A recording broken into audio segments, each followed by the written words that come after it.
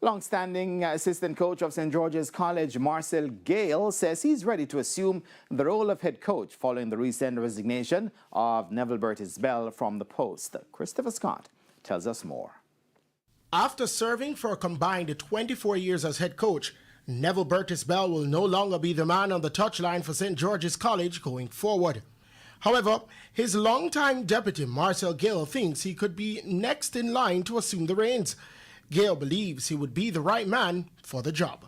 I've been there for over 2 decades, so I understand the system and the culture what George's entail. So it's for me, if the opportunity come, they choose me, and I will give it my 100 as always, and put the quest forward all the time, forward first, George's first. Bell secured 15 titles as the head coach, winning every major trophy there is to win in schoolboy football, and Gayle is grateful to have worked alongside him. Bertie is always here, and he's going to be always here with us.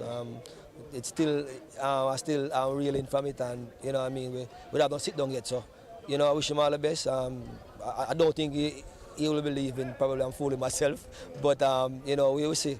In the coming weeks. Bell and Gayle last guided St. George's College to the Manning Cup title in 2012. Christopher Scott, TVJ Sports.